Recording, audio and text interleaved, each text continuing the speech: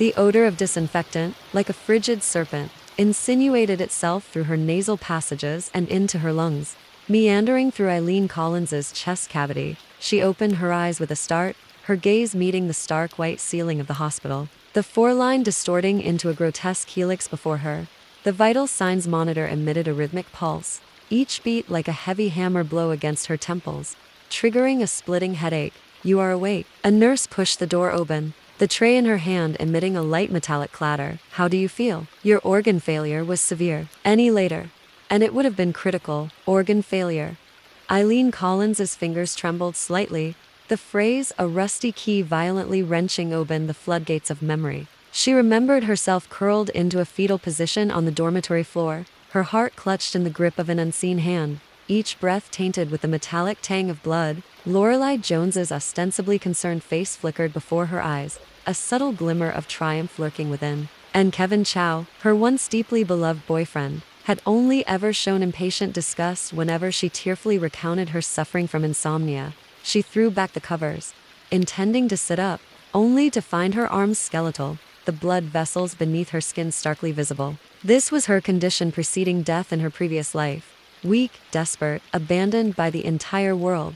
But now, she had returned. Eileen Collins abruptly looked at the electronic calendar at the head of the bed. September 17th. A full 3 months remained before her sudden death in the dormitory in her previous life. Lorelei Jones's sleep exchange system must have been installed recently, still in its debugging phase. This time, she would not be at anyone's mercy again. The discharge formalities were completed with uncanny ease. Eileen Collins stood at the hospital entrance, the autumn sun casting an almost surreal warmth upon her. She inhaled deeply, the sterile scent of disinfectant now replaced by the cacophony of the street and the sweet fragrance of osmanthus. Her phone vibrated in her pocket, a message from Kevin Chow. "I heard you were hospitalized. Are you all right? Lorelei mentioned you haven't been yourself lately." Burning the candle at both ends again, the familiar accusatory tone, identical to that of her previous life. Eileen Collins offered a cold sneer, offering no response. She turned and headed towards the bus stop, her destination clear, the school dormitory. When she pushed open the door to dormitory 302, Lorelei Jones was seated at her desk, reading. Sunlight streamed through the window, painting a picture of idyllic serenity. Seeing Eileen Collins enter, Lorelei Jones immediately set down her book, her face adopting a perfectly timed expression of concern. "Eileen Collins, you're back. How are you feeling? What did the doctor say?" Her eyes were bright and lively, her skin fair and delicate. A perfect smile played on her lips, making her appear energetic and radiant. Eileen Collins surveyed her with studied indifference, noting the complete absence of periorbital dark circles beneath her eyes, and the smooth, lustrous quality of her hair, gifts bestowed by deep sleep, gifts that rightfully belonged to her. "It's nothing, just a touch of hypoglycemia." Eileen Collins set down her backpack, her tone even. "Probably haven't been resting well lately? Then you must get some rest," Lorelei Jones said with concern. "We have to submit our term paper next week. How will you manage like this? Should I help you look over the materials?" "No need, thank you." Eileen Collins pulled out her chair and sat down, switching on the computer. "I can manage on my own." She didn't immediately start writing her thesis.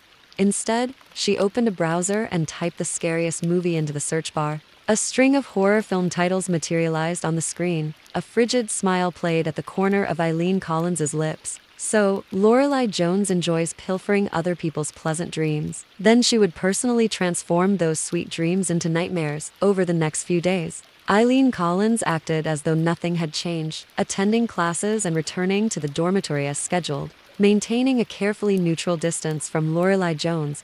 But her computer was already saturated with various horror movies and high-definition ghost-face images, its hard drive capacity nearing depletion. She had even purchased a small projector, concealing it within her desk drawer, awaiting the stillness of night to deploy it. Friday night.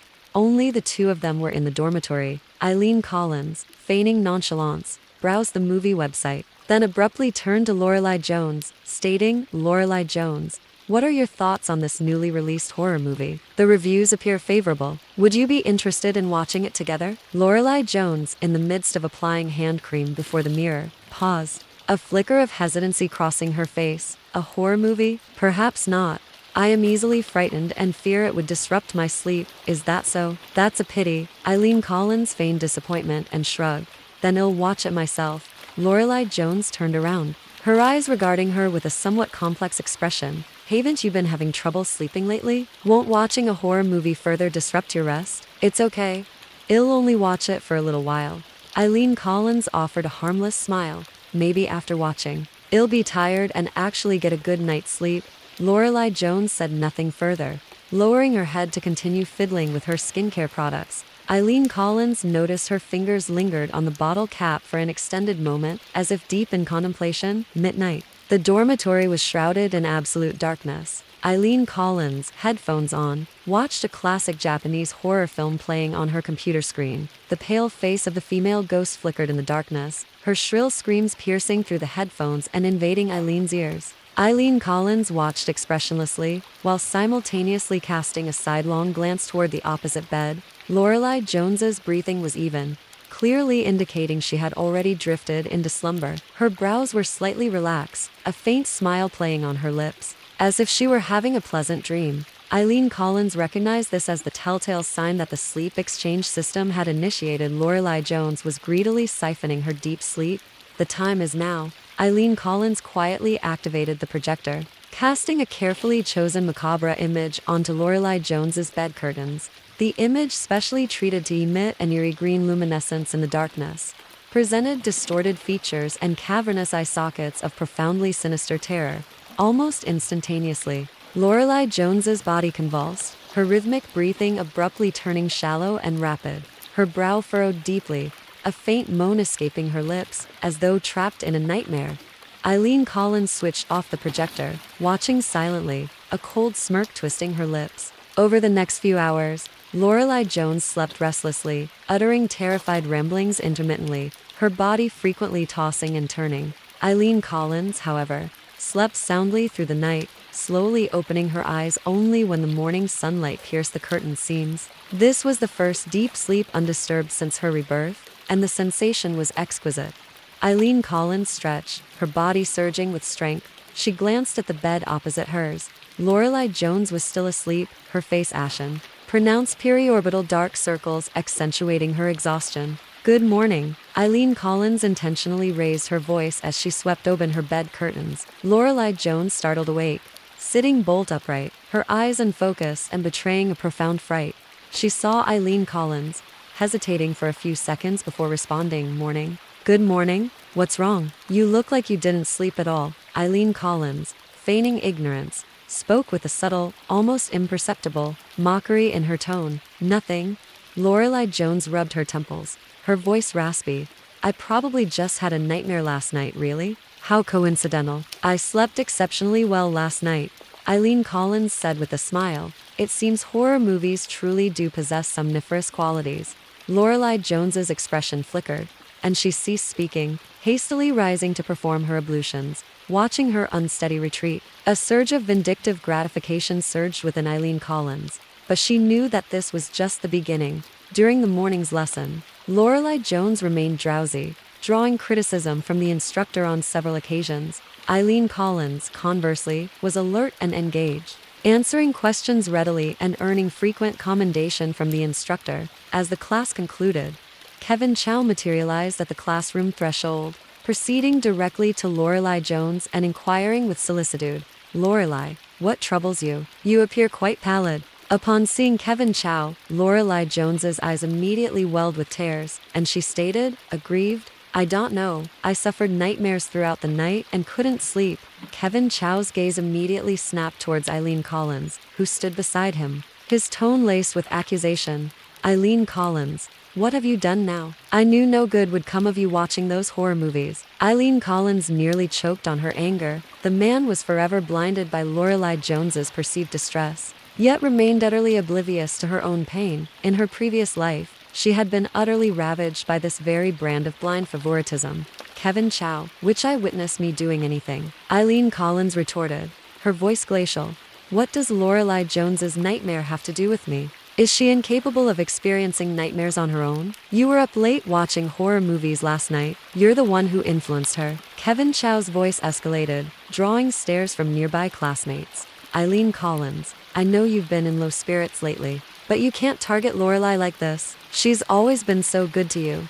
How can you be so vicious? Vicious? Eileen Collins felt a needle pierce her heart, but a surge of anger eclipsed the pain, compared to Lorelai Jones using an illegal system to steal my sleep, leading to my death from organ failure. What does posting a simple scary picture even amount to? Vicious? Eileen Collins laughed, a laugh bordering on tears. Kevin Chow, you are truly blind. She ignored Kevin Chow's furious gaze and turned to leave the classroom. Behind her, Lorelai Jones offered a disingenuous remonstration. Kevin Chow, don't speak to Eileen Collins that way. She didn't mean it, hypocritical woman. Eileen Collins clenched her fist, her nails digging deep into her palm. The pain sharpened her focus. She had to leave this dormitory as soon as possible.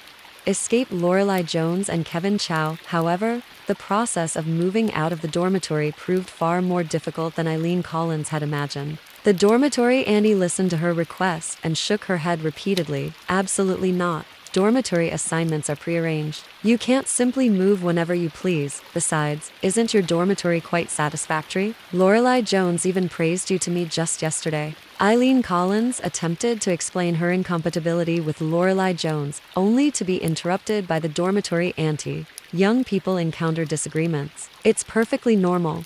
Just be considerate of one another. Lorelai seems like a very sensible girl. You should try to be more accommodating. Seeking out the counselor yielded a similar response. Eileen Collins, I understand you haven't been feeling well lately, but this is a crucial period for your studies. Changing dormitory would disrupt your academic rhythm. Furthermore, Lorelai Jones is one of the class's top students. Learning from each other would be beneficial. I'm happy to mediate any conflicts, but a dormitory change is out of the question. Even her parents, phoning from their distant hometown, advised. Eileen, living in the dormitory is so convenient. Why waste money on a hotel? Are you quarreling with your roommates? Just bear with it. It will pass. Don't let it affect your studies. Everyone sided with Lorelai Jones. No one believed Eileen, and no one even bothered to seriously consider her explanation, as in her previous life. She was isolated within an invisible cage, while Lorelai Jones played the perfect victim, basking in everyone's sympathy and trust. Eileen Collins felt a surge of helplessness, but quickly regained her composure. She could not give up, absolutely not. Back in the dormitory, Lorelai Jones sat at her desk reading. Seeing Eileen Collins, she looked up and offered a smile. You're back. Kevin Chow was looking for you earlier, but you weren't here.